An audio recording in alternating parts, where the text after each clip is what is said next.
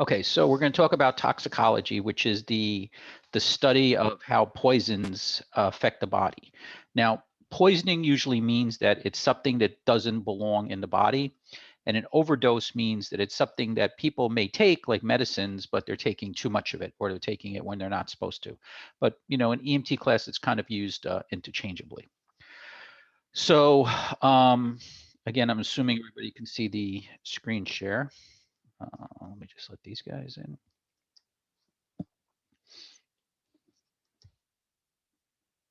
Okay. So a poison obviously is a substance that when it enters the body can harm the body. Now, sometimes people use, like, somebody takes too much of a medication and they call it a poisoning. That's really considered an overdose. So it's semantics, it's just different terminology. But the first part of what we're going to talk about tonight is when people have poisons, which are things that are normally you would not take in your body. Okay. Doesn't happen all too often anymore. I remember during class maybe 2 or 3 years ago, there was a little kid who drank something that his father had downstairs and like died instantaneously, and everybody was kind of speculating, what it was. But I think eventually they found out it was some kind of cleaning solution. And it was kind of surprising that he died almost instantaneously from it. But I guess whatever it was, very potent, very strong, and affected him.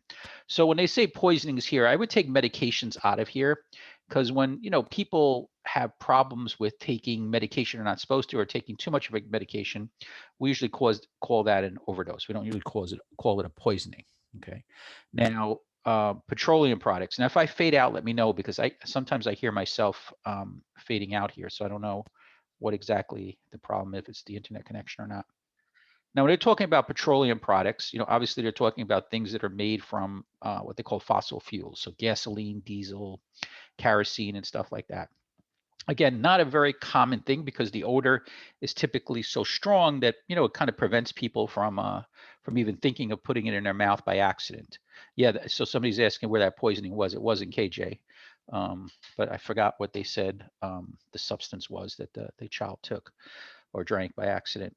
Now, the main way petroleum products, poisonings from petroleum products happen is if you've ever seen what they call siphoning of gasoline. So siphoning of gasoline means that somebody runs out of gas and somebody else comes with well, it's usually like between two vehicles, or between like two motorcycles or two ATVs, and they use a hose to siphon the gas out of one gas tank and put it into the other.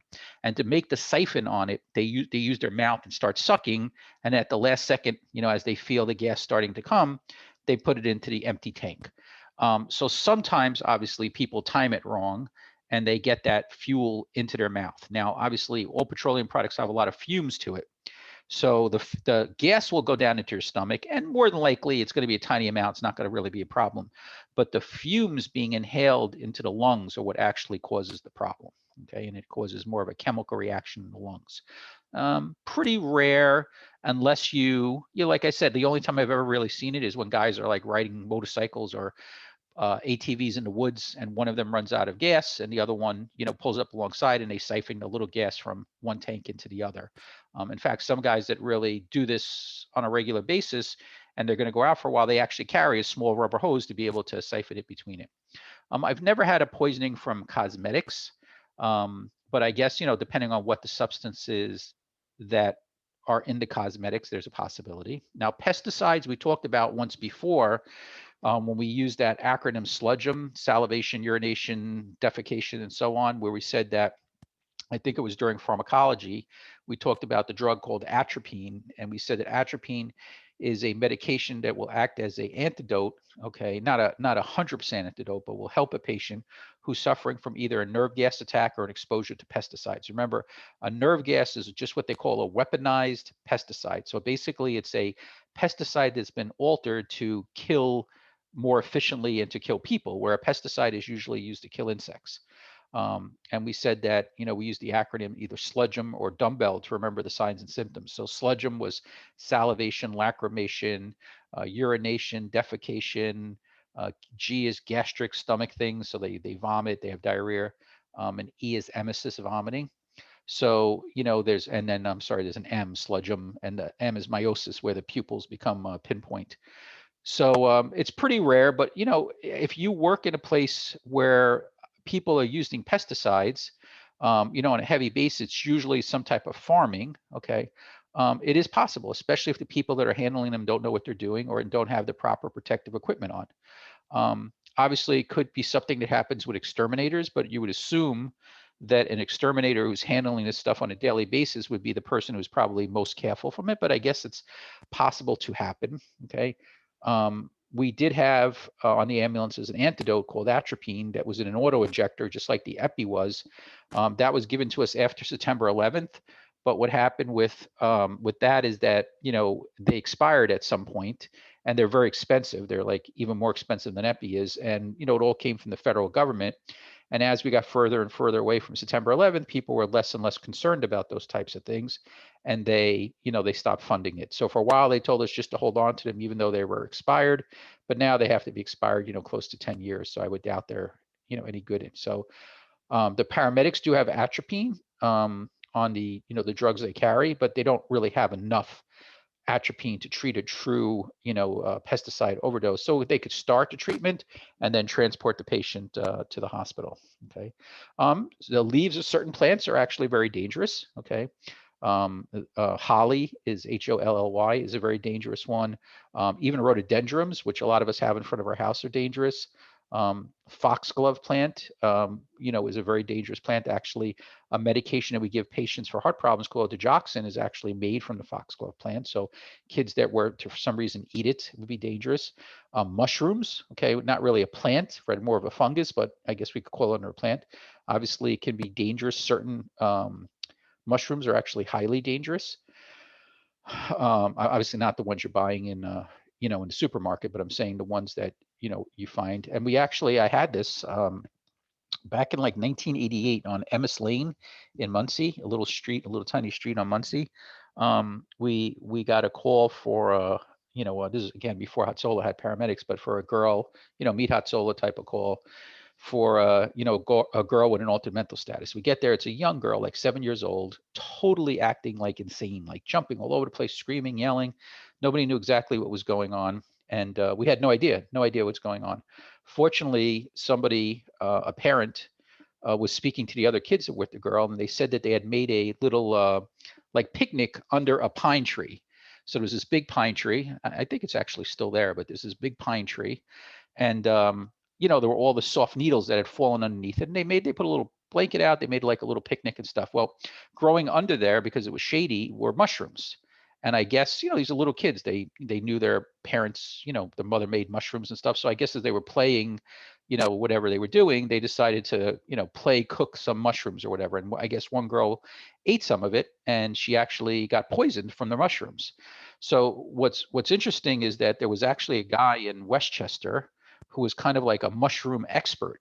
So we took them to Good Samaritan Hospital. Good Samaritan Hospital didn't know what to do, and was going to transfer the kid over to Westchester. But when they called the Poison Control Center, the Poison Control Center put them in touch with this guy in Westchester who was kind of the expert on mushroom poisonings. And they called us all of a sudden and said, "Do you have a sample of the mushroom?" And I'm like, "No." So they said, "Well, you can go back and get a sample of the mushroom." So I'm like, "I guess." So we go back there, and we find the mushrooms that I guess were similar to what the mushrooms that were growing under that tree. I remember this is the time before you had camera phones and able to text pictures and stuff like that. None of that existed. So we basically gathered some mushrooms, put them in a plastic bag, and they actually had the state police come and drive it across the bridge to the Westchester Medical Center. And the guy met them there and then told them what to do, and stuff. And it turned out all it really was to kind of give the girl some medication to sedate her a little bit. And as the mushroom, ran its course through her body, she got fine. So, it is possible. It's the only time I've ever seen somebody with a mushroom overdose. Food poisonings we know happen to us, right? It just happened to my son the other day. We got some shawarma, and about 2 hours later, he was vomiting and had diarrhea and stuff like that. So needless to say, we'll never go to that restaurant again. But it is possible. And what happens is that when food is not either cooked properly or stored properly, bacteria can build on it. And if you eat it, it can get into your system and cause problems. So that's all possible ways where people, can have poisonings. Um, Okay, so again, what happens to a person from the poison depends on a couple of things. Depends on the poison itself, like how it's going to hurt someone, right? Like in other words, you have many different types of snakes, say, right? So the venom of a snake would be considered a poison, but some snakes' poisons are so strong they call them, two-step poisons, which means you basically takes two steps after you're bit and you die. And then there's other snake poisons that are not as serious, right? So around here, we have two different types of poisonous snakes. We have rattlesnakes and we have copperheads. So depending on the size of the snake, okay, and the amount of venom that's contained in a snake, they could be dangerous. But if you just took a copperhead and compared it to a rattlesnake tends to be more poisonous. So, we do have both of them. So a copperhead bite would be more dangerous. I'm sorry, a rattlesnake bite would be more dangerous than a copperhead. The other thing with snake bites that depends on was when was the last time the snake bit something, because the snake has a sac that they produce venom and store in. So if a snake had just recently bit something else, it probably emptied most of the venom in that thing and did not yet have time to produce more venom. So it's what's called a dry bite, which means, yes, you have a hole in your arm, you have the fang marks on your arm or your leg or wherever it bit you, okay, but yet no venom was actually injected in your body. So, very fortunate. Now, I mean, of course, people are going to want to know how do you know the difference? Well, if venom is injected into the body, let's say the arm or the leg, you're going to see it immediately start to swell like huge, okay, and probably get red. So if somebody said, I just got bit by a snake and it's not getting red and spreading or anything like that, more than likely it was a dry strike. So it's, I mean, again, it has to go to the hospital, get a tetanus shot, get antibiotics, but it's not going to be a poisoning that happens. Okay. Now, the other thing obviously depends on, we said what the poison is supposed to do, how much of it, that's the concentration, how did it enter the body? Okay. So things that are injected in the body always go to work much quicker. So, if somebody had it injected like a needle or like the fangs of a snake or a bee or something like that injected in the body, that would be more dangerous than, say, somebody that got something on their skin, okay, because it's going to take a lot longer to enter into the bloodstream when it's just resting on your skin. And then it depends on the patient themselves. In other words, what's the physical condition of the patient? How old are they? Very young, very old? Okay. Are they in good physical health? What medications are they taking?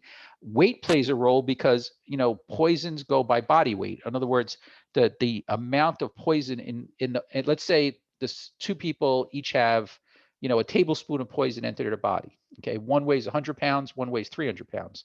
The one who weighs 100 pounds is going to have symptoms much quicker than the one who weighs 300 pounds because the concentration of the drug, okay, is much higher in somebody who only weighs 100 pounds just because they weigh less. So there's a lot of different things. So if you ever call, poison control for guidance on what to do, these are all the questions they would ask you. Obviously, how long is the patient taking the medication? Is there other drugs that are in? But they have a whole script of questions they ask you, whenever you call them. Now, the interesting thing is by protocol, when we're looking for guidance on poisonings, we're told not to call medical control, sorry, not to call poison control, but to call medical control. And a lot of times when you call medical control, the first thing they ask you is, did you call poison control? So, so again, by protocol, we're supposed to call the hospital, call medical control. And then you call them and they say, did you call poison control? So I usually say is, well, usually we call you guys first, but if you want us to call poison control and get some information from them, okay, then we can call you back and tell you what they told us. Or sometimes they'll say, wait, just put you on hold, okay, and we'll call poison control and then get back on the line with you, and stuff like that. I just muted everyone. Sorry. Okay. So, that's kind of the way we, the way we do it. Now, on the test, they're going to ask you, how do poisons enter the body? Okay. So they can enter the body 4 different ways. So ingested means it's something that you put in your mouth and took into your body. Okay. Whether it's something you ate, whether it's something you swallowed. Okay. But that would be ingested. So it's going in through your gastrointestinal, through your GI tract. Inhaled obviously means it's something that you were breathing in, that came in through your respiratory tract, and you breathe it in through your mouth or nose, goes into your lungs, and is absorbed into the bloodstream through the lungs. Now, sometimes the gas itself can actually just cause damage to the lungs and make it very difficult for somebody to breathe. That's very common when people mix two things together they're not supposed to get mixed together. And the most common thing with that is that people who don't know a lot about the different chemicals they have mix ammonia and bleach together. If you mix ammonia and bleach together, it actually makes a toxic gas. So, so you could see, like we've had that a few times where people, they got a couple guys off the street to help clean, and they gave them a whole bunch of different bottles of stuff that they went to the supermarket and bought, and these guys start pouring it all in a pail, and next thing you know, they can't breathe and they're choking and everything like that. Okay. Absorbed would be through the skin, right? Through unbroken skin. In other words, it's on the surface of your skin. Could be a liquid, could be a powder, but it's getting absorbed through the pores on your skin. Okay. And injected again means that it's been, like a needle into the arm, a bee stinging you, whatever it would be, but it's entering into you, just like you were giving an intramuscular injection of um, epinephrine. It's the same thing. So it's basically injected into the body. Okay, so any questions so far on what we went over? So again, this is just showing you all the different ways that it could get into the body. Okay, so going on now with our kind of, how do we figure out what's going on? Okay, so we try to figure out what is the substance, right? So as best as possible. Sometimes we're not going to know, right? Sometimes, people repackage large bottles of chemicals into smaller bottles of chemicals. We may not know, but as best as possible to try to figure out what is the substance that the person, did I not record? Oh my God. Nope, I did record. Okay. And so on. So as best you can. Now, if it's a typical chemical, right? Well, first of all, let me tell you a couple of things about the law. So like if you are a business, okay, and I mean, it could be, any type of business, and you have chemicals, okay, by law, you're supposed to actually have what's called MSDS sheets, material safety data sheets. You're supposed to have a binder, and every chemical that you contain in your business has a sheet that you could download from the internet, which is called an MSDS sheet. Or when you're buying that chemical, if you're buying it from a reputable source, they would actually include that sheet when they ship that chemical to you. Now that could even be bleach. That could even be, almost anything that a business has. You're supposed to have an MSDS sheet, and you're supposed to maintain a binder of it. And basically what's on that sheet is what the chemical is, what the possible side effects of exposure to can be, and what you do about it. So if something went wrong, right, and somebody had an exposure and OSHA gets involved, OSHA is the governmental agency that kind of polices workplaces. They would come and ask to see that.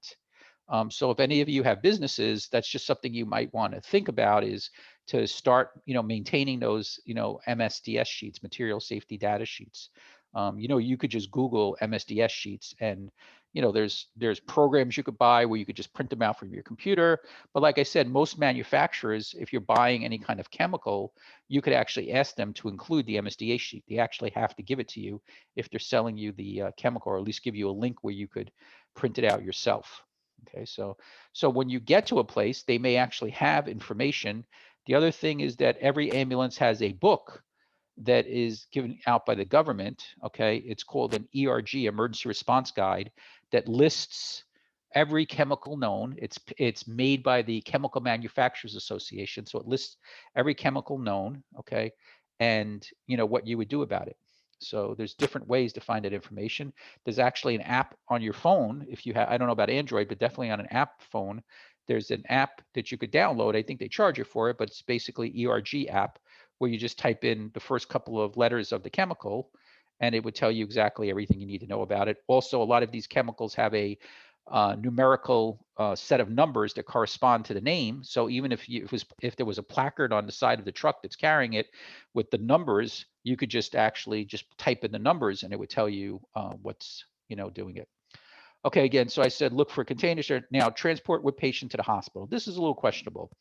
You don't want to transport, okay, things that are dangerous, chemicals and stuff like that, to the hospital, because now obviously you're introducing the possibility of a hazmat situation into the hospital. So you could take pictures, but I wouldn't actually transport. Now, I think what they're really trying to say here is, like, if somebody took pills and you still have the pill bottle, that would be fine. But we don't actually transport chemicals to the hospital, because we could actually shut down the emergency room if we bring these chemicals in and they spill and now we have an exposure, in the hospital. So I wouldn't bring actual chemicals to the hospital or anything like that. There was a famous case years and years ago when there was still a Sloatsburg Police Department before Ramapo took them over. They had a snake bite.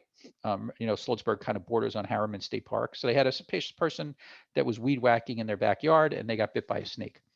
And the guy that got bit by the snake actually cut the head off the snake with a shovel. And the ambulance takes him to the hospital. The cops put the dead snake in a brown paper bag and bring it to the hospital, figuring the doctor would want to see what it was. And they dumped the snake out onto the counter, and everybody thought it was still alive. So everybody ran out of the emergency room. The whole staff, patients, everybody was running out of the hospital because they thought they dumped a live snake, on the counter. So we don't bring snakes we don't bring chemicals, we don't bring anything like that to the hospital. Okay, so we also want to know when the exposure occurred, right? So in other words, how long was the person exposed to it? Because obviously there's some poisons that act almost instantaneously, and there's others that act longer. Okay. Again, most true poisonings, toxicology type stuff usually wind up going to Jacobi, especially all snake bites usually wind up going to Jacobi Hospital in the Bronx. They're kind of the area experts in all kinds of poisonings, especially snake bite poisonings and stuff like that, because of their proximity to the Bronx Zoo. They have a lot of experts in that field and stuff like that. Routine poisonings and stuff usually can be managed at a community hospital. If the patient's very sick, they'll usually send it to like a Westchester or a higher level hospital like that. But snake bites pretty much usually typically go down to Jacobi. We just had one this summer. Up in Hillburn area, and it was a young girl. She almost wound up losing her leg because her leg swelled up so much, but she was actually transported first to Nyack, which was kind of a mistake, and then from Nyack was transported to Jacobi and wound up spending like a week there. Okay, how many pills were ingested? So if you ever look at a medication bottle, right, a prescription medication bottle, it'll say how many pills. Usually it's a number sign and then a number, right, of how many pills were in there. Okay, so now you have to do math and say, okay, if they got it a week ago and they were supposed to take it twice a day, that means 14 should be missing. I have 34 left. There were 100 to start with, so that means the patient wound up taking 34, 38, 48, wound up taking 52 of the pills, right? So you do the math and try to figure out how many is it possible that the patient could have actually had access to be able to take, okay? And usually the simplest thing in that case would be just to take the pill bottle with you. So that the hospital has all the information and stuff like that. It is possible to take pictures nowadays. I usually say not to take medications with you because you're kind of responsible for them.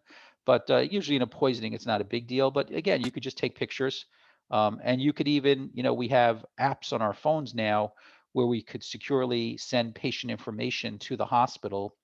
And it doesn't violate any of the HIPAA laws. If you remember, the HIPAA laws, when we talked about confidentiality in the very beginning, are the federal laws governing the confidentiality of a patient. So technically, you can't take a picture with your own personal phone because you're violating the patient's confidentiality because it's on your phone.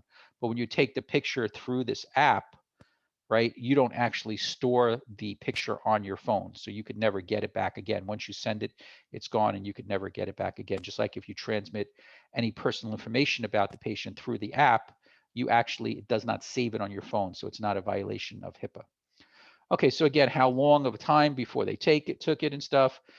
Is it the first time the patient took the medication, which usually they're not going to have any real problem probably, or has the patient been taking it chronically, meaning on a regular basis and stuff like that? Again, I put medical control for guidance because that's what our protocol says, but again, a lot of times medical control tells you to call poison control, okay? The legal reason why we're told to call medical control is we cannot take direction from anybody but what they call a medical control physician, PA, or nurse practitioner.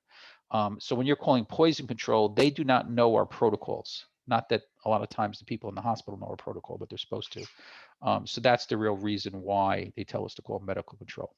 Okay, they're going to also want to know interventions. In other words, did the family, did somebody do something for the patient, or is there something that we did for the patient prior to calling? Okay, did we give activated charcoal? Did we give water to dilute it or something like that?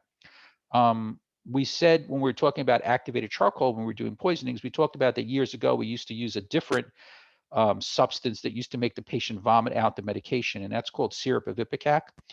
We don't use that anymore because the first problem was that most of the times we don't really know how long the medication's been in the patient, even though the patient, could tell us. We can't a lot of times trust it.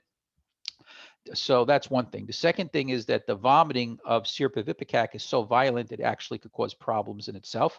The third thing is that the substance of the medication that the patient took was a sedative, something that's going to make the patient get sleepy and tired, right? Serapivipicac could take up to 30 minutes to work. So that if the patient took the pills, say 15 minutes ago, we show up, we give them the serapivipicac. Now the pills start making them sleepy, but the serapivipicac has not made them vomit yet. Now we're going to have a patient vomiting, okay, while they're unconscious, and there's always a risk of aspiration of the vomitus, of the vomiting material, and it going into their lungs. So we don't use it anymore. They don't really recommend it being used anymore and stuff like that. So you don't see that on the ambulances anymore. Again, we want to know what the patient's possible weight we could figure out is, because the lighter a patient, the less drug it takes to make them sick, right? The heavier they are, the more drug they can tolerate. Okay, and it just comes, because medications or drugs act by body weight. Okay, what complaints did the patient have? Okay, so these are all common complaints. Now, chemical burns around the mouth, okay, means that they drank something that was actually caustic. So they drank something like a drain cleaner or something that was under the sink, and it actually caused burns around it. Most people, as soon as they touch something that burns their lips, stop doing it, spit it out.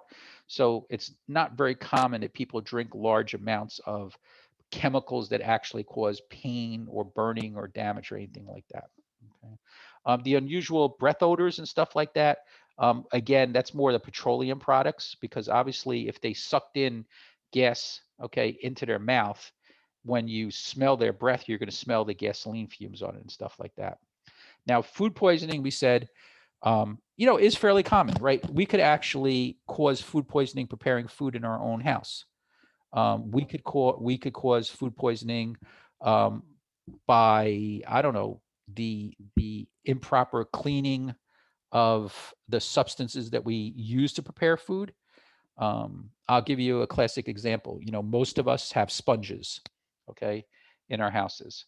Well, sponges are actually the largest harbor, the largest holding on of bacterias, salmonella, and all these different things, E. coli. Because what is a sponge basically, right? It's like kind of an object that's designed to kind of hold on, like you're supposed to put soap in it, holds on to things and everything like that. And a lot of people don't clean sponges in between uses. So they'll wash the dishes, they'll squeeze out the sponge, and they'll leave it sitting there. So you actually haven't gotten rid of any of the bacteria that may have gotten onto the sponge by, cleaning and stuff. So there's really only one or two ways to clean a sponge. Okay, so if you ever look in a restaurant and stuff like that, they usually don't have sponges, because if the Department of Health were to inspect them, they would get a fine for having a sponge. Okay, so the only two ways you could actually clean a sponge would be after you use it to throw it into the wash, okay, with some bleach in there and stuff like that, or to actually put it in the microwave for a couple until it's kind of gets steamy for a second. You don't want to make it cause it to catch on fire, but put it in a microwave till it gets hot, right? And usually, depending on how large the sponge, and you want it, kind of soaked with water a little bit. Usually, I don't know, 15 to 30 seconds. But what you have to make sure is that when you go to take it out, right, you don't grab it with your bare hands, because it may be hot and it'll cause a burn. But that raises the temperature inside the sponge enough to get rid of the bacteria. The other thing that's notorious for holding on to bacteria is what they call cutting boards, which are the boards that we put down on a counter to cut our food on top of, so we don't cut into the counter and damage our knives and stuff like that, or damage our counters. So wooden ones are the worst, because what happens is the knife makes cuts into the wood every time you're using it, and you can't really clean it. And a lot of people don't clean cutting boards the absolute right way. So they'll say, oh, I put it in the dishwasher. Well, the dishwasher actually doesn't clean away bacteria. So the problem all a dishwasher does is it would spread it from one surface to another. Now, some of the newer, fancier ones have like a steam cycle, so that may be a little better. But wooden ones, the only way you could actually clean it would be to submerge it in, a solution like a tub, a plastic tub with some bleach in it. Like 10% bleach.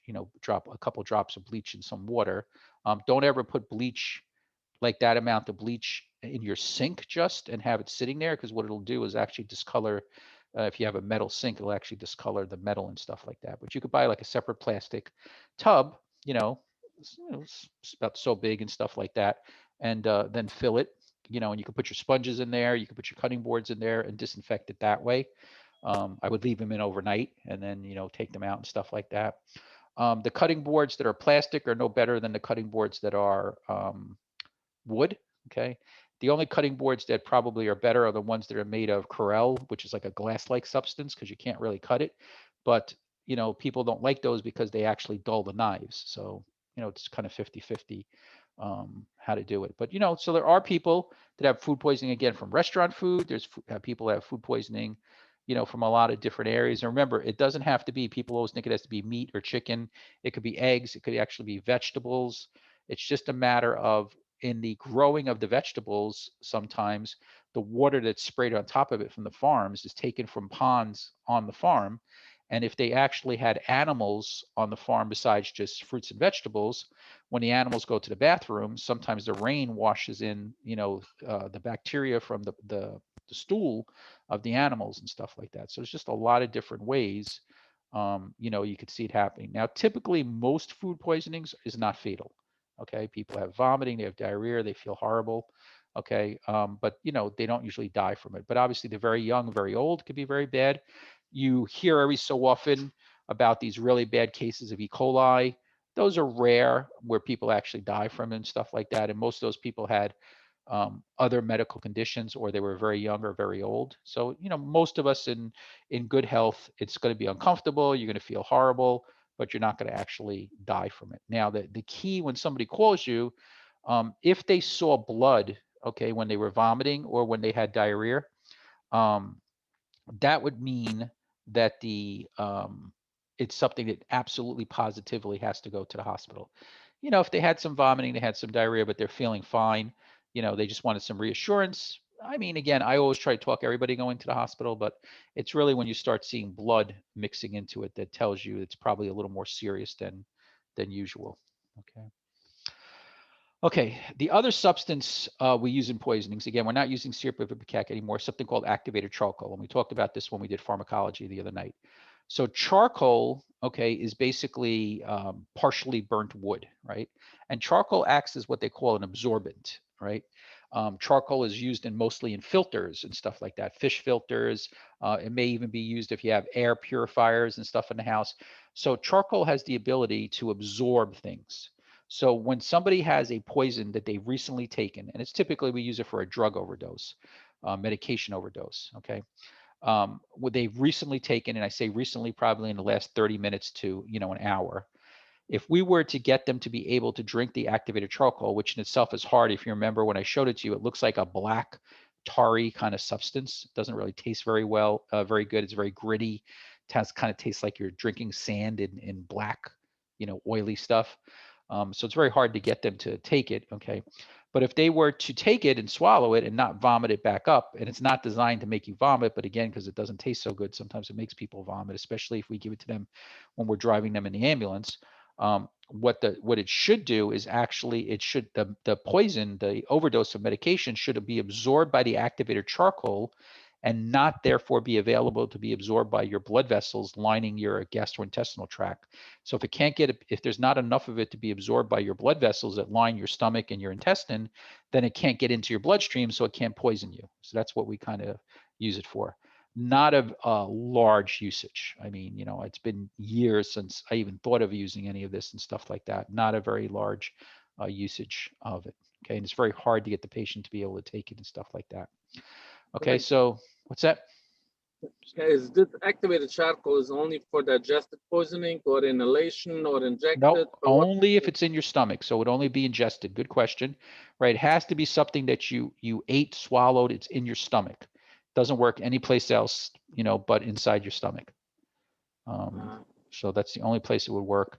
And again, like I said, it's not routine that we're using it anymore. It's not just we carry it, but it's not just a common medication that we use. Typically it's there, we carry it and every 2 years it expires and we throw it away and get fresh. It's not really so common to be able to use it just because the compliance on the part of the patient, the patient following your directions to take it, it doesn't usually work. They may take a sip of it, Okay, but once they taste it and see it, they don't usually want to take it and stuff like that.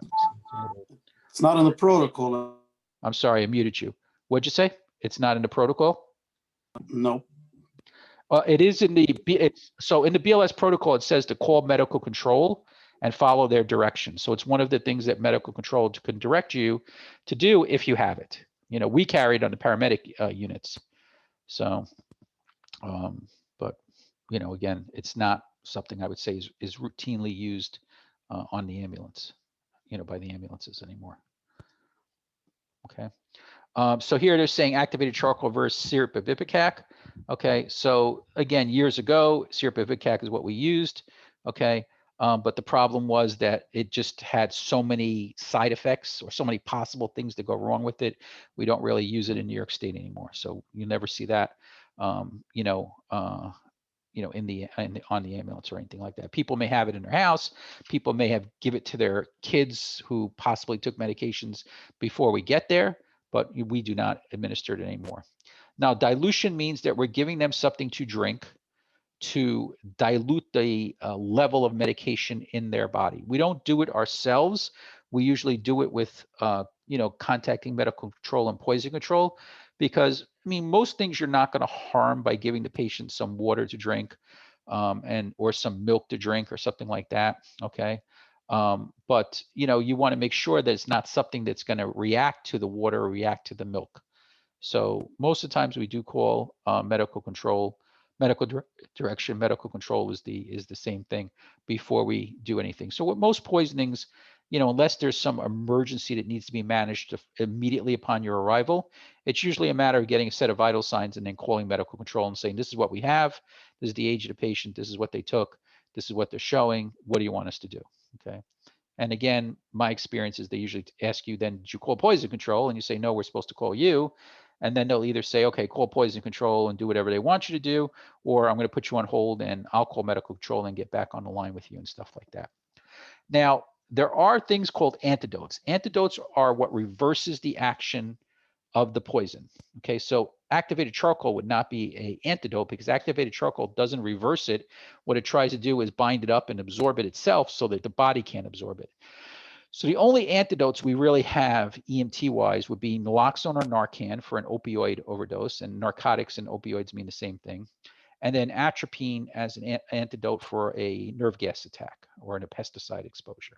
Okay, so that's the only two. And really, if you think about it, people EMS-wise, we probably give Narcan or naloxone a lot more. I mean, not a lot more, definitely 1,000 times, more frequently than we ever would give atropine for pesticide poisoning, and probably 10,000 times more for a nerve gas attack, because, it just doesn't happen that, people can't just buy nerve gas and use it as a, that is requiring, like a military or like a CIA type of thing to be able to do it. Okay, so that's what basically happens. Now, believe it or not, the ambulances, even though they have Narcan, don't routinely administer it because we gave the police Narcan also. And there's a lot of other places that have Narcan. So since the ambulance usually is not the first to arrive on the scene, okay, usually other people have given the Narcan before the ambulance arrives. But if they happen to be the first on the scene and they have the signs and symptoms of an opioid overdose that we'll talk about, they would be, the ones to give it. Now, we said that opioids, okay, narcotics is just a slang term for opioids. So opioids are like the heroines, the fentanyls, the OxyContin, the Percocets, Dilaudid, all the medications that are used to relieve pain. Okay. They act on our central nervous system. You remember on the test, you need to know that the central nervous system is the brain and the spinal cord, right? That's what makes up your central nervous system. And they sedate it. They don't let it work properly. So when somebody has an opioid overdose, what kills them is that they become unconscious and stop breathing, or they become unconscious and vomit and aspirate their vomitus. So what you're going to see when somebody has an opioid overdose is three classic signs that, could be it hasn't been on a test yet, but it could be a test question. So you see a lowered level of mental status up to including unconsciousness. So if somebody's overdosed on an opioid, they're not going to be talking to you and having a conversation, right? And again, overdose means they took too much of it. I mean, people take pain medications, every day. Some people take it. Overdose means they took too much of it. Okay. Although it's very hard to get prescriptions for pain medications nowadays. I mean, if you heard on the radio and stuff, Walmart's being sued by the federal government, that they said that at the height of the opioid, epidemic that we had a few years back, that they were filling prescriptions that were not valid prescriptions, knowing that they were not valid prescriptions. So, there's a lot of people, the Sacklers, a very big, Jewish philanthropy type of family. They owned a company called Purdue Pharmaceuticals that was the main producer of OxyContin. They had the patent for OxyContin. So, there's a lot of people now scrambling because, the government's obviously looking to point fingers at who caused this addiction, epidemic that happened with it. But naloxone basically administered to those patients will reverse the effects of it. So the first effect would be that their mental status is decreased to the point that they could even be unconscious, and it's not uncommon for them to be unconscious. Okay. Their breathing becomes very slow and very shallow. Shallow means they're not breathing deep. So they're breathing less times a minute, sometimes 3, 4, 5 times a minute, and very, very shallow. So obviously they're not bringing enough oxygen in. They're not removing enough carbon dioxide. Okay. And the last thing is their pupils become pinpoint. Okay. So if you see those 3 things and you have an unconscious patient breathing very slow and shallow with pinpoint pupils, it is probably an opioid overdose. And you could go ahead and give them the naloxone or Narcan. It's just one's a trade name, one's a generic name for it. The thing that's good about this is that, let's say you misdiagnose it and it's actually not an opioid overdose. Narcan causes no harm to anyone. You could give me Narcan right now and nothing would happen. Okay, so if you actually gave it to someone who doesn't need it, you're not going to do any harm to them by administering it to them. So you don't have to worry about that, because what the naloxone does is goes to the part of the brain that the opioid would go to, right? And it would stop the opioid from being able to get to that part of the brain. So if you have no opioid on board, it has nothing for it to do, and it eventually just leaves the body. So you don't have to worry about harming anybody or anything like that. How would you know? How would you know if you need to give another dose or it's not opioid? I'm sorry, so say it again. So how do you know if you gave the first dose and they don't wake up? And so then you have to give another dose, or it's not opioids and it's not doing anything. So again, if you saw those 3 signs, the pinpoint pupils, the slow breathing, and the unconsciousness, I would definitely give them the Narcan. And if it doesn't work, I would give them more. If it still doesn't work, then I would start bagging them and transport them to the hospital, because you're absolutely right that there are other drugs that can cause similar things, but they don't usually cause the pinpoint pupils. Or maybe they took an opioid and Valium and a benzodiazepine, right? Maybe they took 2 different classes of medications. So you don't, you don't know. So again, if the problem is that they're breathing shallow and the Narcan is not working, then you bag them and take them to the hospital. So there's nothing, you start ventilating with the bag valve mask. How many doses are you trying for? I'm going to go over all that in a second. But typically you can give up to 2 doses and then have to call medical control beyond that. But I'll go, I think we did it the other night, but I'll go over it again in a second. Now, somebody asked, what is the difference between Narcan and naloxone? No difference, same drug. Again, if you remember when we first did pharmacology, we said there's a generic name and then there's a trade name. The trade name is the one that the company that first made it trademarked, and they try to make it like exciting sounding so people will want to buy it, right? So like, Tylenol is a trade name that the company that originally made Tylenol, they're the only ones allowed to call it Tylenol. Now, because it's off patent, right, you can go to Costco and buy acetaminophen, which is the chemical name of the drug. So, and what it'll say on the bottle, if you buy it someplace else and it's not actually the Tylenol made by the company, okay, it'll say just like Tylenol. They're allowed to put that on there, but they can't use the word Tylenol as a label on it because some company has a trademark. So in this case, naloxone is the trade name, okay? And then Narcan is the generic name to it, that anybody else now, because it's off patent, that anybody else who has the formula to make it, okay, can produce it, and they can only call it Narcan. So there's no real difference. It's the same drug, same concentration, everything like that, okay? Okay, so from an inhaled poisoning standpoint, so we're going to get off the opioids for a second. So the number one inhaled poison that we kind of face is carbon monoxide poisoning. So I would say now that, the heating season has started in the winter, there's probably between 2 or 3 carbon monoxide calls a day. Now, carbon monoxide is the byproduct of what they call incomplete combustion. So combustion is the burning of some type of fossil fuel. So fossil fuel would be gasoline, natural gas, propane, right? So that if there was 100% burning of it, there would be no byproduct, there would be no waste product, and therefore there would be no gas to inhale, right? But because nothing is 100%, as far as when they burn it, there's always some kind of waste product, something that was left over. One of the waste products when they burn, any kind of, even wood, paper, any kind of what they call fossil fuel, which is that something that naturally occurs, in the world, has a byproduct. And one of the byproducts is carbon monoxide, right? Not carbon dioxide, but carbon monoxide. It's actually very similar to carbon dioxide, but mono means one, so it has one oxide molecule, and carbon dioxide has two. So it's really almost chemically the same, it's just slightly different. Now, what's the problem with carbon monoxide is that we know that oxygen likes to get on hemoglobin, right? So oxygen gets onto hemoglobin, hemoglobin carries it around and gives it to the cells. For some reason, the hemoglobin actually likes carbon monoxide better than it likes oxygen. So we never really should have carbon monoxide in our body, although people who smoke cigarettes always have carbon monoxide because, again, they're burning something. So, they always have some carbon monoxide in their body. But most of us do not have any carbon monoxide in our body, right? And therefore, the hemoglobin gets fully saturated with oxygen and does what it's supposed to do. But if you have high levels of carbon monoxide in your body, what happens is the hemoglobin molecule, right, the little dot of hemoglobin in your bloodstream, and you have millions of them, it doesn't have any place to get the oxygen on it because the carbon monoxide is completely coating it, okay? And therefore, when you breathe in, you're going to get plenty of oxygen into your bloodstream because you're breathing normally, but it can't get onto the hemoglobin. So if it can't get onto the hemoglobin, it can't get into the cells. So therefore, the cells have no oxygen, and the cells are what we need to get oxygen because the cells are what makes us work and stuff like that.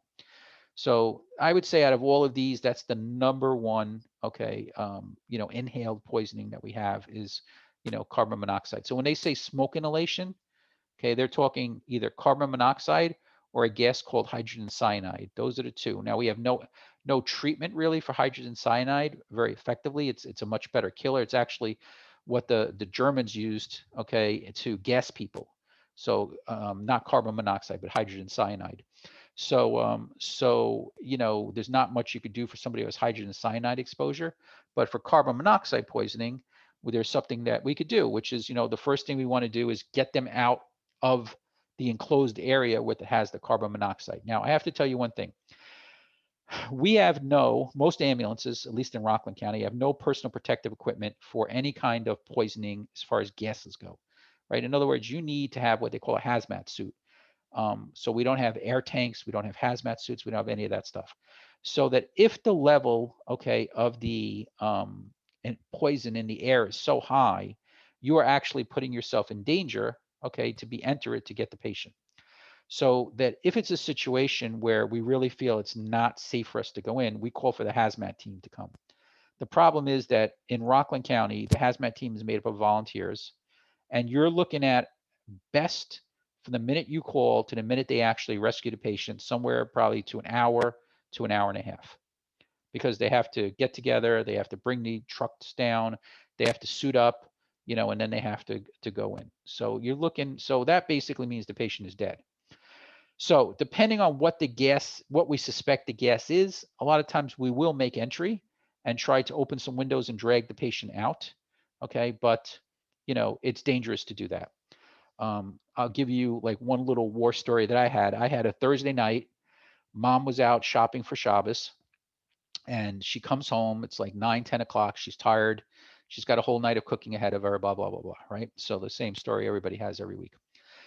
She lived in a high ranch, okay, where the garages were under the bedrooms, right? So she hits the garage door opener, pulls the years ago, the old Muncie station wagon, right, that you don't see anymore, into the garage, and some kids run down to help her, and they all unload the car and go upstairs. She never shut the car off. She completely forgot about it. Okay, so anyway, she spends so many hours cooking, the kids go to bed, everybody goes to bed, the car is still running in the garage. The husband, goes to sleep like everyone else, and he wakes up at about 1 o'clock in the morning with what he described as the worst headache of his life. He reaches over to kind of, nudge his wife and say, something's wrong, and she doesn't respond. And he basically picks up the phone and he calls, he actually called 911. I don't know why he didn't call Hatzola, but he called 911. And while he was on the phone telling the 911 operator that he had a terrible headache and he felt like he was going to pass out, he passes out. And the 911 operator recognized that it was, a possible carbon monoxide. So that's what he put it out as. And we showed up the same time the cops showed up. The doors were all locked. We broke in, and there was basically 8 people. So mother, father, and 6 kids, all unconscious in different bedrooms. And, we dragged them all out onto the front lawn, okay, and started administering oxygen, because oxygen is one of the things that helps patients with carbon monoxide poisoning. And, the kids actually came around pretty quickly. The father never regained consciousness. The mother kind of slightly regained consciousness. They all survived and all were fine, but the mother and father had to go for what they call hyperbaric oxygen treatment, where they put them in a pressurized, almost like a torpedo tube, like almost looks like almost like a coffin, where they can pressurize the inside of it and drive the oxygen into the patient. So, but that was probably my most legitimate carbon monoxide poisoning. After Hurricane Sandy, there were a lot of carbon monoxide poisoning. After every power outage, there's carbon monoxide poisoning. So people are running generators, and stuff like that, or people are trying to keep their homes warm when the power goes out by keeping their ovens running and everything like that. So, I actually have one more good war story of carbon monoxide poisoning. 18-year-old Jewish girl, basically overprotective parents. They let her attend school in Manhattan. Okay, so she goes away to school, and she rents an apartment with 3 other girls in the city, and there's 3 from girls in this apartment, and Pesach is coming. So they decide they're going to kosher the oven, okay, for Pesach. And they try to do it, but it's not self-cleaning. They somehow or another, the parents tell them, well, you can wrap the inside of the oven with tinfoil, okay, and then that'll be okay to warm up food during Chol Hamoed, because they had to go back down on Chol Hamoed. So anyway, Chol Hamoed comes, they're warming up food in the oven that they brought from home, and the girl calls up the parents and says, something's wrong, I don't feel well, and I don't know what's going on, and and stuff like that. So the parents call back, she doesn't answer, and out of concern they just drive down from Muncie and find this girl unconscious. So what happened, and I didn't even know this, is when you basically cover the entire inside of the oven, it doesn't vent, so that it very quickly, all those gases spilled out of the oven into the apartment, and she had carbon monoxide poisoning. So, if the parents hadn't gone down, she probably would have been dead, because there was nobody else to get in there and stuff like that. So it does happen. It does happen, unfortunately, fairly frequently.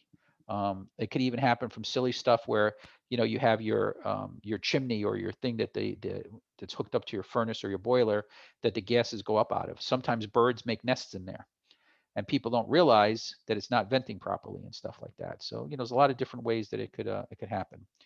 Okay, so going back to again, we have to make sure this scene is safe, although sometimes we kind of push it a little bit and go in and stuff like that. Okay, I'm going to try to give you a break at 9, so just remind me if I forget. Now, this is actually, I would really kind of thought this is a staged picture, but you see how the guy's face is bright red? Well, that's actually one of the things you see in carbon monoxide poisoning. They get a very, very bright red face. Usually it's actually after they're dead a while to see it, but you see that for them to actually have entered, it looks like he was working on a car, an enclosed garage.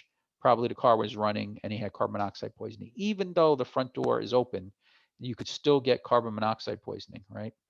And again, because it's at the point where I see that his face is kind of bright red, it would lead me to believe he was actually dead if this is not if this is a real picture and not a stage picture and stuff like that. Okay, so what do you see? The most common sign of early carbon monoxide poisoning is the worst headache of their lives. They actually describe it as like something crushing their head, squeezing their head, okay? So they get a really, really bad headache, okay? They start feeling dizzy, okay? So it's more mental signs of the early signs. And then they could progress on to, basically becoming unconscious very rapidly. So yes, they can have all the other things you see here, but the most common thing is they get headache, confused, they can't walk, right? I mean, it's not that there's anything wrong with their legs, but they just can't, their brain just can't send the signals to be able to do it, okay? So again, the most common I would say is that really terrible headache and stuff like that. Okay. So again, how long has the patient been exposed to it? Is it an enclosed type of place with no air coming in and stuff like that? Did they get them out before you got there? Okay. Is somebody actually ventilating the patient? What are the signs and symptoms the patient's complaining about and stuff like that? So again, we want to get them out of the environment as quickly as possible. If we can't for some reason get them out, then we want to vent the place as best we can. Okay. Um, there are actual, like on our equipment, on our person, I should say, each paramedic carries on them a carbon monoxide detector, so that if you were to walk into a house where there was carbon monoxide, it would immediately alarm. And it's actually more sensitive than the one that people should have in their homes and stuff like that. So that's sometimes how we actually find out about it. About a month ago up in Haverstraw, they walked in on a party not feeling well, and they walk in the house and both paramedics' CO detectors went off. And they're like, okay, well, now we know what the problem is. And the guy basically had carbon monoxide poisoning because he was using a kerosene heater in the basement to warm up the basement because one of the pipes had frozen last month when we had that cold spell and stuff like that. And the carbon monoxide from the kerosene burning came up from the basement up into the main floor where he was. And that's where the poisoning was and stuff like that. Okay. Okay, so the treatment for carbon monoxide poisoning, okay, would be to get them out of the room and then put them onto high concentration oxygen. Okay, there's really nothing to transport. So, that's why I put the question marks. There's really nothing to transport. I mean, what are you going to bring? The heater? I mean, so there's nothing really to transport. But you want to get them on high concentration oxygen as quick as possible. Now, they just, this time around with the change in the protocol, they actually put CPAP in, okay, for carbon monoxide poisoning. But again, that would mean that the patient is still conscious and alert and able to work with the CPAP machine. But this guy that they had in Haverstraw a month ago, they actually did use CPAP on him. Didn't really notice much of a difference as far as him improving compared to when we used to use a non-rebreather, just a non-rebreather, but they did use CPAP on him. They did transport him to Westchester because he had such high levels that they actually had to put him in the hyperbaric chamber at Westchester and stuff like that. Now, they call carbon monoxide the perfect killer because it's colorless, odorless, and tasteless, which means you have no idea it's in the air, right? You can't see it. It doesn't make the air any different color. Okay. It has no smell to it. That's odorless, and it has no taste to it. So you have no way of knowing. Like, in other words, natural gas that you might use to heat your house, or propane, that has an odor to it. Okay. So, you kind of know it's there. But carbon monoxide has no smell, no nothing. You have no way of knowing it or anything like that. Okay. Now, talk about somebody as to how we check the levels and stuff like that. Really, the super accurate way of checking the levels is a blood test called the carboxyhemoglobin test. But we do have something that looks like a pulse oximetry that can give you a rough idea. That same device is also built into our cardiac monitors, so we can use it that way too. But in Rockland County, the county got a grant, and every ambulance got one of these, what they call RAD 57s, which are kind of a detector of it. And I'll show you, how you do that. So again, worst headache they ever felt, something squeezing their head and stuff like that. Dizziness, can't walk and stuff like that are the main complaints that you would see. And, it can lead to death. It can lead to unconsciousness, and everything like that. Cyanosis, not so common, but on the test, they may ask you as far as skin color and carbon monoxide poisoning. They'll use the term a cherry red skin, like the cherry, like the fruit, or fire engine red skin. In other words, a bright red skin. That's fine to answer yes on the test, but really that is something you see on somebody who's died already. So this is someone who died of carbon monoxide poisoning. Okay, now you remember when we talked about discolorizations of the body and stuff like that, and we said they could get dependent lividity. Dependent lividity was a purplish color, and that was when the body was not pumping blood for greater than 20 or 30 minutes, and the blood starts to pool, on the part of the body it's pressing on the ground. So this person was laying on their back when they died, okay? And the reason you don't see that red skin over here and over here is because this is the parts that were pressing on the ground when they were laying flat, and not as much blood got to it as the parts that were not pressing flat. And that's the same thing that happens with dependent lividity. Okay, we don't see it in the parts that are actually touching the ground because the pressure of the person laying there doesn't allow as much blood to get down there. But in this case, this was somebody who died of carbon monoxide poisoning, and typically a couple of hours after they actually die, what happens is the carbon monoxide starts to release all the oxygen, and all that, there's so much oxygen present because it wasn't able to be used by the cells, okay, that starts to come to the surface, okay, and shows itself. And I have no idea what all this is. Okay, so but that's what typically happens. Now again, what is the problem with carbon monoxide poisoning? So the problem with carbon monoxide poisoning is that the hemoglobin, okay, is requesting remote control of your screen. You know how to get rid of it? Okay. Oh, I guess it went away. The problem with carbon monoxide poisoning is that what? Is that the hemoglobin, which is the molecule that oxygen should get on. Now, why does oxygen have to get on hemoglobin? It's because the cells, right, only let oxygen in if hemoglobin carries it in. So it's like, as if like the hemoglobin, right, is the wheelbarrow that takes the oxygen and brings it into the cell. So now the problem with carbon monoxide poisoning is that for some reason that hemoglobin likes carbon monoxide better, 600 times better than it likes oxygen.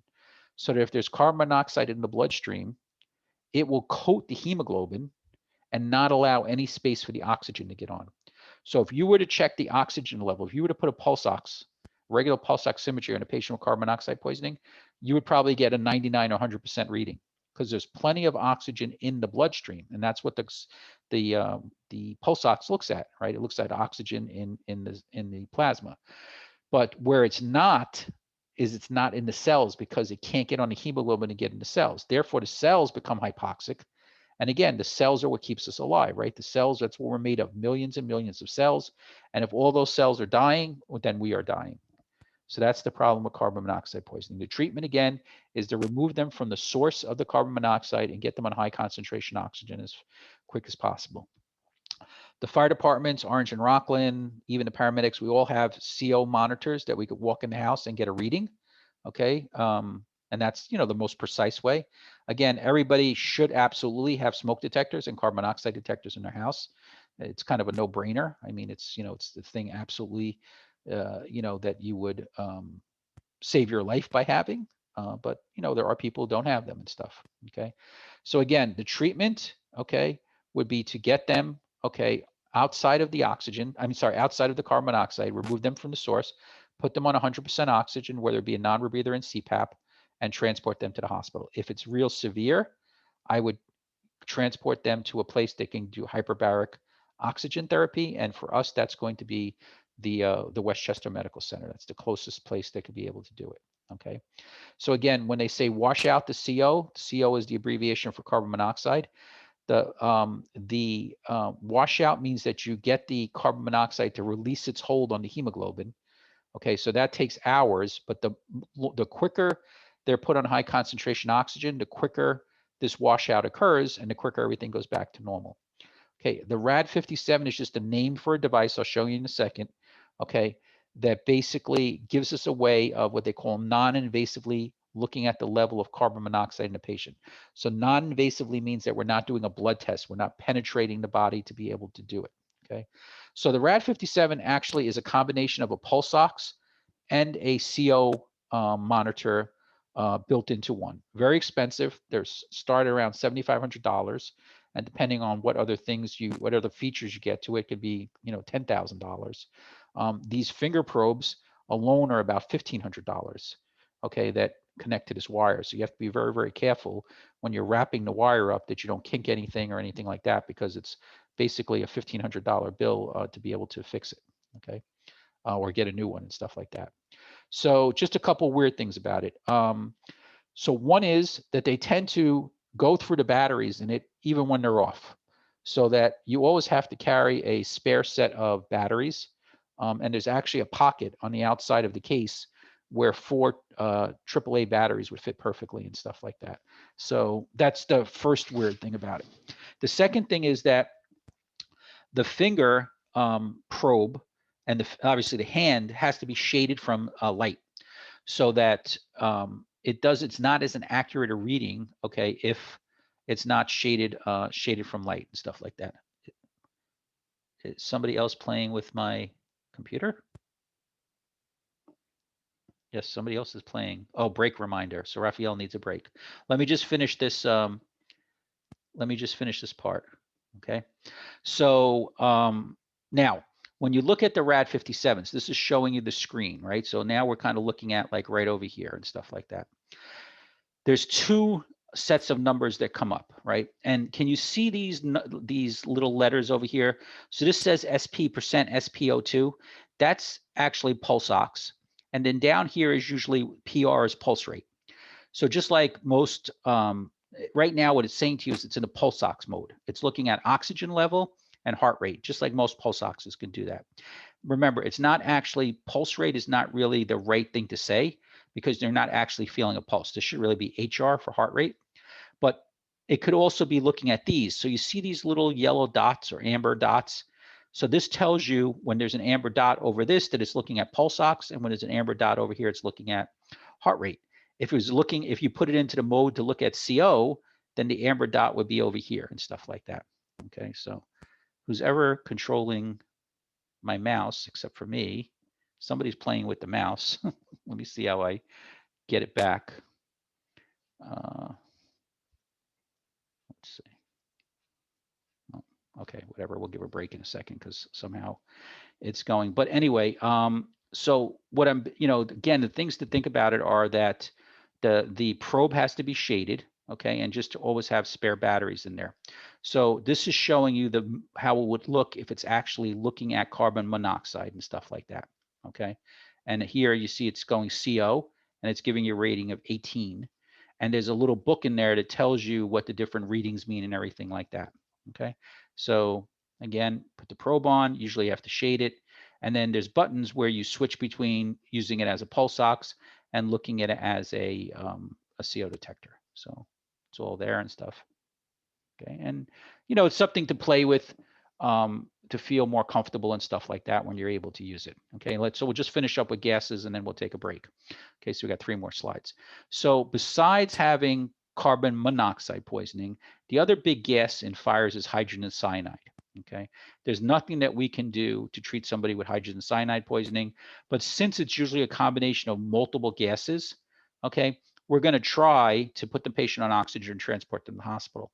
But again, hydrogen cyanide is just a super effective killer. Typically within 3 or 4 breaths, the patient dies. So these are usually going to be in house fires. These are usually going to be patients, if they had high enough exposure, that are actually in cardiac arrest. And unfortunately, you're going to do CPR, you're going to do what you have to do, but there's really not much you can do to actually, save those patients or anything like that. Okay. So with all, no, I can't put this. I don't know how I lost control of this mouse, but I can't let somebody in because I don't have control over it. Oh wait, maybe I could do it up here. Yeah. So what all, again, quote, smoke inhalation patients, it could be multiple gases, but what some of the things we look for, okay, is there any, what they call soot? Is there any black discolorization around the mouth and the nose, up in the hairs in the nose and stuff like that?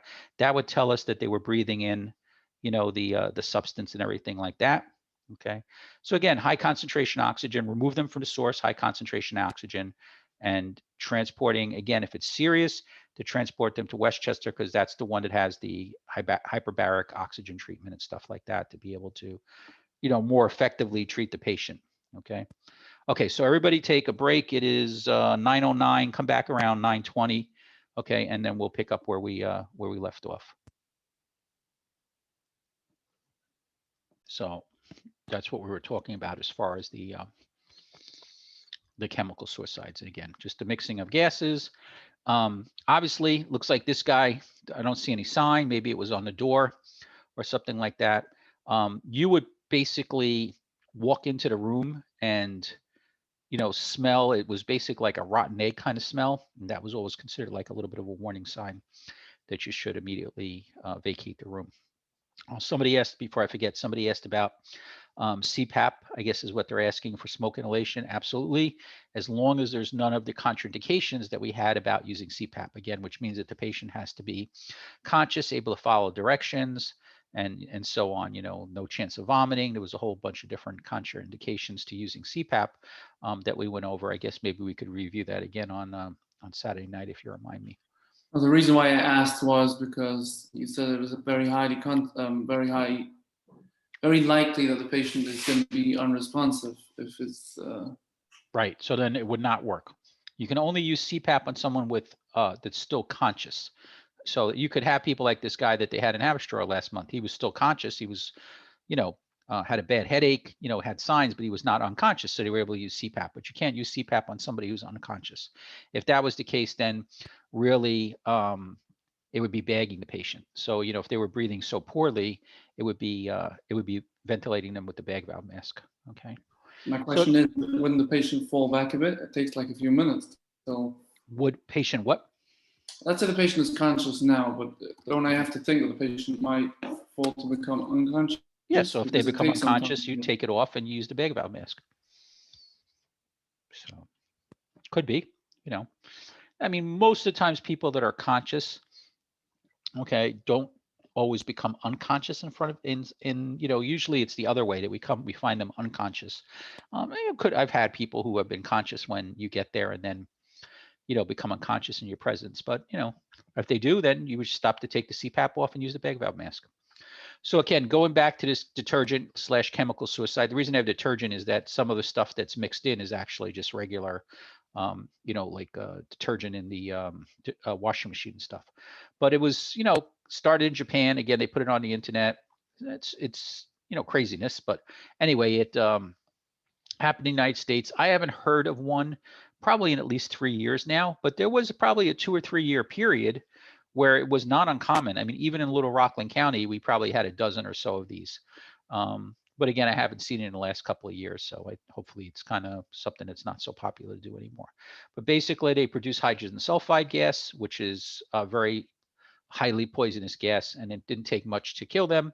And there was a whole instruction manual on the internet of how to do it. Like, the best place to be was in a closet or a car, someplace where it was very, very tight. We had one in a hotel room where the person actually set up a small tent that you would use for camping on the bed, went inside and zipped up the tent, okay, and then mixed the stuff inside the tent, and they found them dead inside the tent. So, as sad as it is, but that was what it was. So again, since these patients were obviously dead already, there was not much to do, okay, other than to, make sure as far as scene safety, nobody entering the scene and wait for the hazmat team to come and stuff like that. There was really not much to do. Now, absorbed poisons mean that something that got on our skin. It could be a dry powder, okay, or it could be a chemical. It usually requires what's called decon or decontamination, which means that we have to clean it off the patient. But the problem we have again is that we don't typically have the right equipment ourselves to protect ourselves. So what it comes down to is that you could accomplish what they call gross decon, which is the first stage of decontamination, by telling the patient to take their clothing off. Because if they have the powder on their clothing or the liquid on their clothing, it's still being absorbed into the skin. So the first thing we usually tell them to do is that they take their clothing off. And, we hand them a garbage bag and tell them to place it inside the garbage bag and seal the garbage bag. Then if you have water, you would want to irrigate them. So that means actually, if you're at a scene that has a garden hose, you're probably going to wash them off as best you can. Or if it's in the house, I had one time where it was in the house, we put the patient in the shower because the shower is at least kind of climate controlled. You could make the water comfortable to be in, where a garden hose, the water is pretty cold. So it's kind of hard to have the patient stay under it for a long period of time. So, if it's some kind of powder or some kind of water on there, but what I wouldn't do, okay, is just take the bottles of sterile water on the ambulance, okay, and then pour it on the person's skin. And the reason why I wouldn't do that is it's probably just enough water to possibly start things, sizzling, start things burning, and then not have enough to wash it away. So if I was going to irrigate, I would only, or decon, I would only do it if I had a lot of water. Now, at some point, I think we talked about having things in the eyes, when we talked about, that when one eye moves, the other eye moves. So usually we cover both eyes, but we also talked about irrigating the eyes. There's always a test question that says, how should you irrigate the eyes? And it's always from the medial, right, the center to the lateral. In other words, when you drip the fluid in, you want the fluid to wash it out to the side. You don't want to start on the side and go towards the nose, because the feeling is it'll just flow back into the eye, okay? And on the state protocol, anytime we're applying water, whether it be the eyes, the skin, or anything like that, the magic number is 20 minutes. Okay, now obviously most ambulances have no water. Okay, maybe a couple bottles of sterile water, so there's no way they're going to irrigate for 20 minutes. So it's kind of a farce, but that's on the test. It would be for 20 minutes and stuff like that. Okay. Same questions, in other words, what was it, how long, and stuff like that we always talk about with all types of poisonings and stuff like that. Now, if it's a dry powder, this is usually a test question. If it's a dry powder, right, the first thing you would want to do before you irrigate is to have the patient, if they're capable, of brushing off whatever. So the first thing they do is take their clothing off, and then they brush off whatever powder they can because they're already contaminated with it. We do not, like the gloves that we carry on an ambulance are not designed to protect us from chemicals. So that's stuff that you would have to wait for the hazmat team. But again, I wouldn't wait for the hazmat team. If they're still conscious, have them get out of their clothing, brush off whatever residual powder they can. And then if there's a source of water, okay, start irrigating them. And again, state protocol wise, it's about 20 minutes that you would want. Okay. Again, I wouldn't transport any chemicals to the hospital because, you could take the hospital out of service and stuff like that. Okay, injected poisons we said are the heroines, the stuff like that that people overdose on, the opioids, or snake bites or bee bites or something like that, where it's actually entering into the skin. So the only real antidote we had for injected poisons would be, again, for the opioids, would be the Narcan or naloxone. But if somebody had an anaphylactic reaction to the venom of a snake or a insect, we can treat them for an anaphylactic reaction. And we talked yesterday that epinephrine would be the best drug. Again, there's a universal number in the United States for poison control. So our poison control center in New York is out of Rochester, but doesn't matter. You call this number, and what they do is they automatically route you to your closest poison control. So this number, if you called in New Jersey, would probably go to Robert Wood Johnson. If you call in New York, it's going to go to Rochester. If you call in Pennsylvania, it goes to wherever their poison control center. There's usually one per state. There used to be in New York multiple poison control centers, but now there's only one. Again, it's in Rochester. But by protocol on the test, if they ask you, who do you call? It's always medical control. It's not poison control. Okay, but that's the number. Again, it's a universal number, just like 911. It's, if you call 800-222-1222, anywhere in the United States, you'll get to a poison control. Okay, alcohol and substance abuse. So we don't see too many chronic alcoholics anymore. It's not the most common thing. We do have people who probably drink excessively and are borderline alcoholics. One of the things I was always kind of shocked about when I became Jewish was the level of alcohol consumption, in the Jewish population. So there are some people I would say are probably borderline alcoholics and stuff like that. Whatever, that's a separate story. So, alcohol is a sedative. Okay. And the problem with alcohol is that if too much gets into the body, the patient can become unconscious and vomit, okay, and aspirate. But actually too high of an alcohol level in itself can actually be dangerous to the body just by having just too much alcohol in the body. There's some people that have such high levels of alcohol in their body, they actually have to go on dialysis, okay, to clean their blood. So they put them on a machine that acts as their kidneys, okay, to clean their blood because their kidneys cannot actually process it. Now, remember, chronic alcoholism causes liver damage. So people that are chronic alcoholics usually get a disease called hepatitis, okay, where, their liver will be permanently damaged. So it's a lot of things that you can see with chronic alcoholics. Again, we're talking more of the emergency type of thing, and that's going to be a patient who's unconscious, and we're worried about protecting their airway because they could be vomiting and aspirating their vomitus and stuff like that. The other thing that could happen is, let's say the patient is trying to come clean, right? So that's called something called the DTs. It's called delirium tremens. So the patient is trying to, they are a chronic alcoholic, and they're trying to become clean. And what happens when they, when the body craves something, whether it's alcohol or opioids or any kind of thing, listen, nicotine, right? You could become addicted to it. So you can't smoke and, if you feel horrible. Caffeine, there's people that, on a fast day, the fact that they're not having their 5 cups of coffee is harder than the fact that they're not eating, right? So you are addicted, okay, to caffeine. It just happens to be that caffeine is not a dangerous per se addiction, the way an opioid would be or something like that. So anyway, when somebody who's addicted to alcohol is now going through what's called withdrawal, which means they don't have enough of the alcohol that their body thinks it needs, they could have lots of problems. And, they could have seizures, they could have uncontrollable shaking, they could have hallucinations where, they have an altered mental status. And believe it or not, the treatment actually is to give them intravenously alcohol, okay, to raise the level of alcohol back up, and then just try to, again, slowly wean them off the alcohol. In other words, this person abruptly stopped drinking, and what they'll try to do now is over a period of days, reduce the amount of alcohol, okay, to them versus suddenly stopping it. So there's no real treatment for most withdrawal other than giving them the thing that they're actually withdrawing from. So if somebody was addicted to heroin and stopped taking heroin and they started having seizures and everything like that, they would actually give them small doses of heroin to raise the level of heroin back in their body till the seizures stop.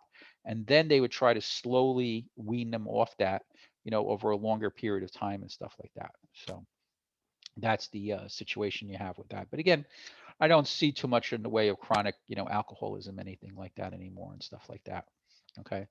Now, one of the things to always consider is that, and we're going to talk about this next week, is the term hypoglycemia. Hypo means low, glycemia means sugar. So people who have low blood sugars a lot of times present like people who are drunk. Okay. And years ago, the police, when they had a drunk, they used to bring them back to the police station and put them in a cell and let them sleep it off. The reason they stopped doing it was they were sometimes misdiagnosing people who actually were not intoxicated, but appeared to be intoxicated, but they really were having a blood sugar problem. And they put them in a cell. And again, for another 12, 18 hours, the person got no sugar and they actually died from it. So, and we'll talk about when we do um, the diabetes section, how we tell the difference and stuff like that. Okay. And again, we should be treating a patient who's drunk to the point of having an altered mental status as any other altered mental status patient, which is we're going to go protect their airway, put them on some oxygen, and take them to the hospital. Okay, so that's really what we're going to do. You see here, they say have suction available because the big risk again is aspiration. Okay. Okay, so we talked a little bit about substance abuse from the opioid standpoint. So now they're going to talk about a few others. Okay, so there's just all different examples of different types of overdose types of substances that we can have. So uppers, okay, like caffeine would be considered an upper. So an upper is something that stimulates your nervous system and, makes you more awake, more jittery, more, anxious, more, actually sometimes even more strength.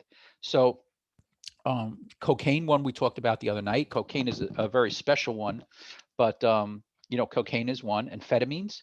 Now, sometimes amphetamines have other purposes. So if you have a kid who has attention deficit disorder, they actually may be on amphetamines, what actually helps control it. And I always found that kind of hard to figure out, because if you ever see a kid who has ADD, in other words, they're so jumpy and they're so hard to concentrate for them that you would think if you gave them something that made them more sped up, that it would actually, make it harder for them to concentrate. But they actually found that, amphetamines actually help these kids. But the problem could be, it could be abused, right? Now, not so much abused by the person who's taking it because they have the ADD, but it could be their friends, brothers, sisters. There's even situations where people steal it or sell it and stuff like that. So, but again, amphetamines tend to speed things up. So we have no treatment on a BLS level. Okay, but what they would actually do in the hospital is give them medications to sedate them, to slow things down. Okay. Now, what happens when somebody has an amphetamine type of abuse, right? So they get very excited, very restless. Their pulse increases, their breathing increases, their blood pressure goes up. They get very hot. Hyperthermia means high temperature.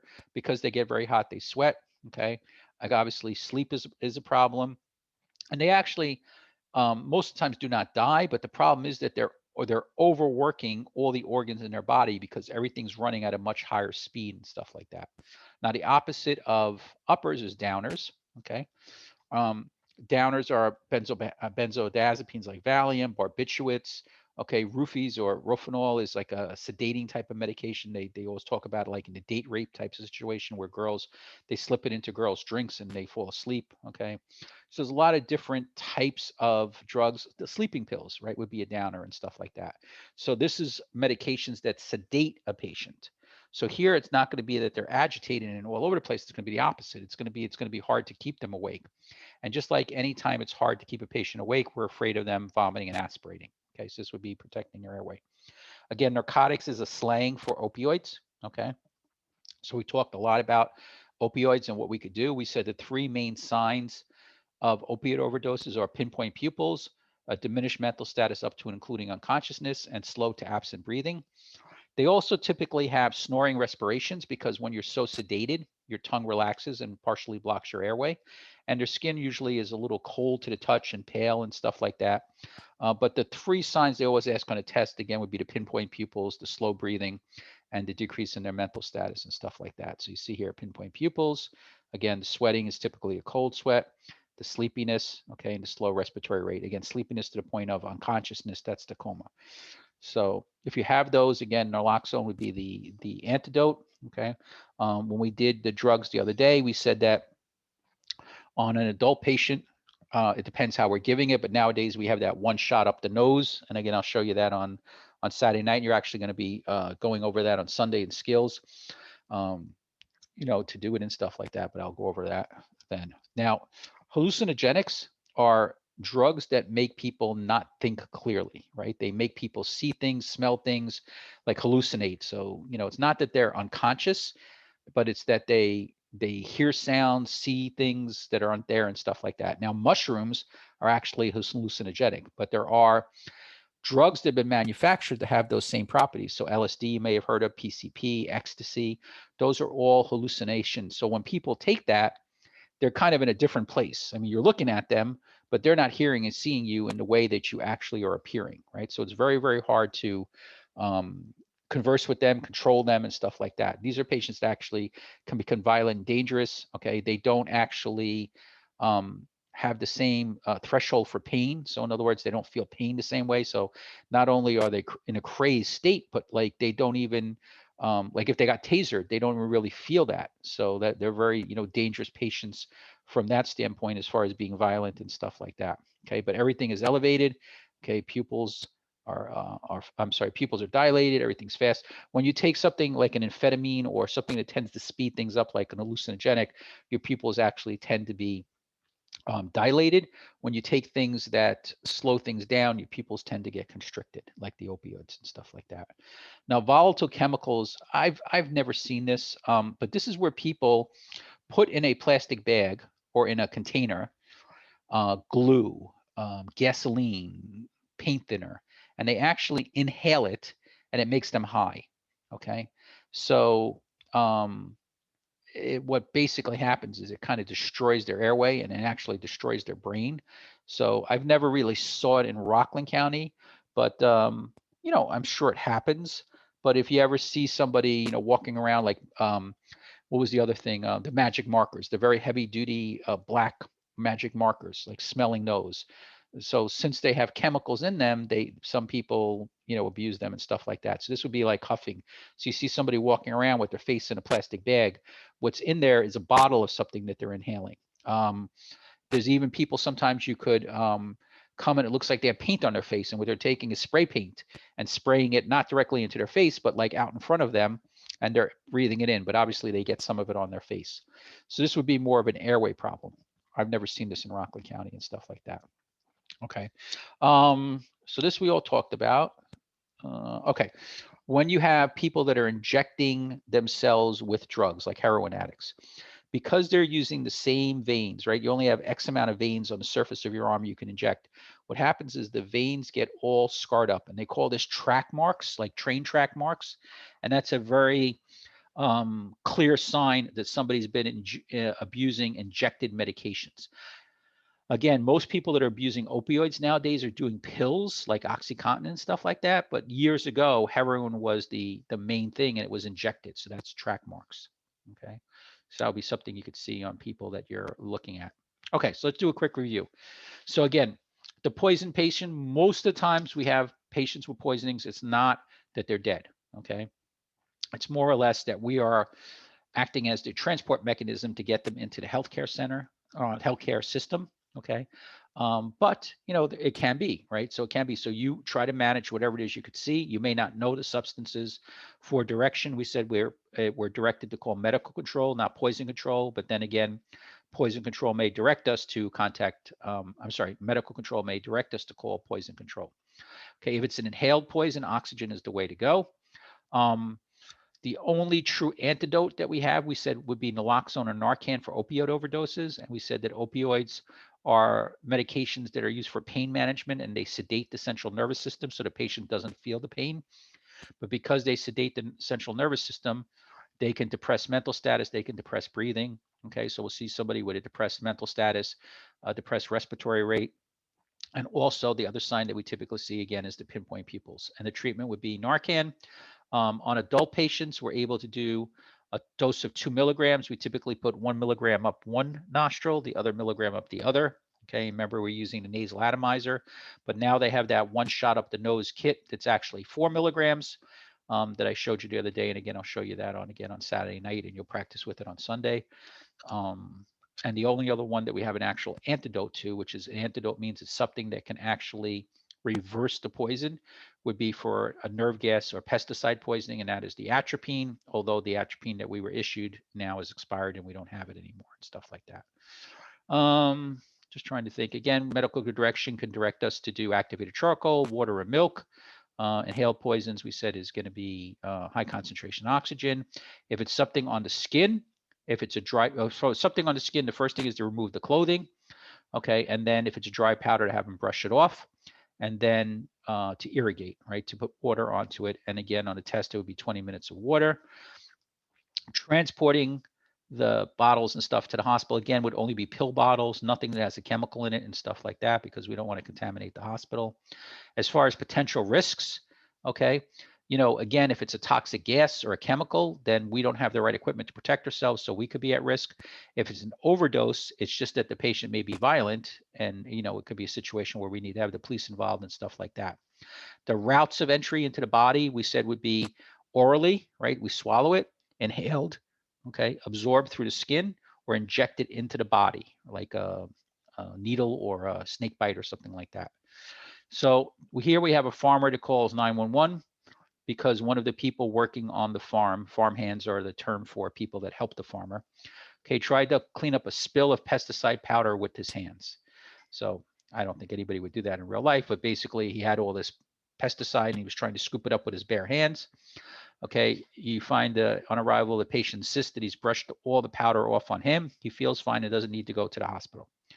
Okay, as he continues to talk to you, he makes brushing motions at his jeans, which you see there's still powder on there. So what do we need to do? So just because of the fact that he feels fine now does not mean, right? Because we said before, on the skin is the slowest absorption. So it doesn't mean that in 15 minutes that's going to change.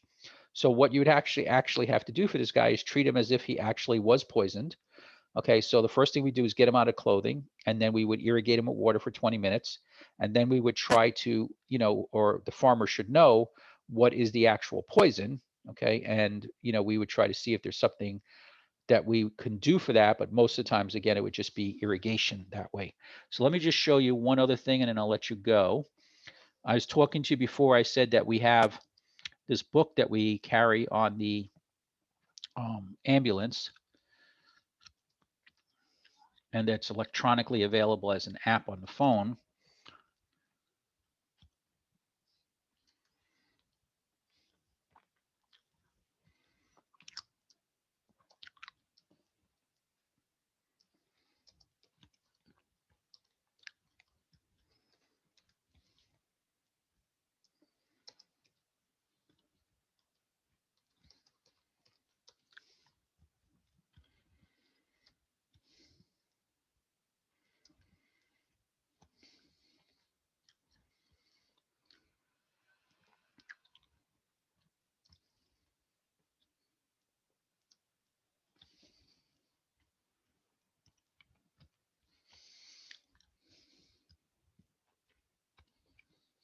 Okay, so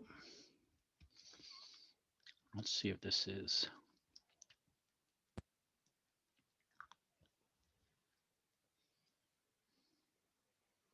Nope.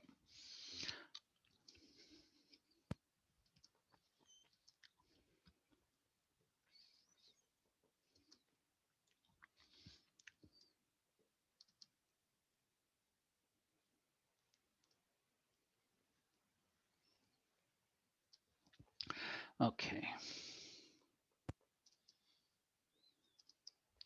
Okay, so the ERG is basically this yellow book. Okay, obviously it's been updated since 2012. There's actually just one that came out. And it has every chemical known to man in here. Okay, so every chemical is assigned a 4-digit number. Okay, and I'll show you where you would find that 4-digit number in a second. But when trucks and trains are carrying chemicals, or planes or anything carrying chemicals, they have to have what's called a placard on the side of the truck that tells you what the chemical is by symbols and by numbers. Okay, so in other words, something that could burn an explosive is red and has a fire on it, you know, and there's, you know, all different meanings for it. Stuff that activates by water is blue. So, but once we determine what the chemical is, okay, whether it be by number, okay, or by name, it'll tell us what page in the book. And again, you can't see the top, but that there's headings that tell you what the things mean. And then you could go to, say, page 119 for carbon monoxide poisoning, and it would tell you what to do. Okay, and again, it's basically as an app.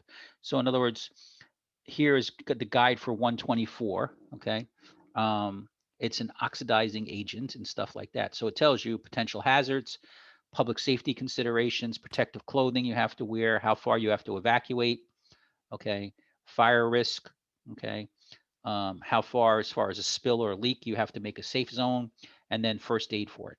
Okay, so everything is there to tell you what you need to do. Let me just show you.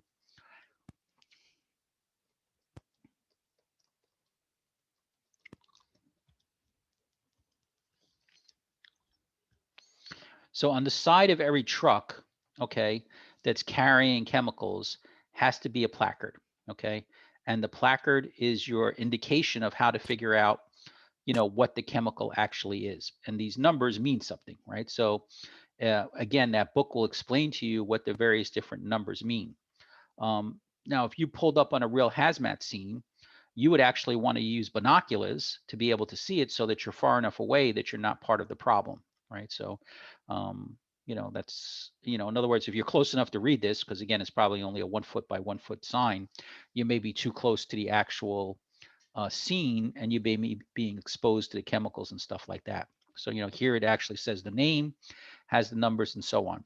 So in combination of being able to see the placard, okay, and have your ERG book, you know, you would be able to figure out a plan on how to treat that patient, okay?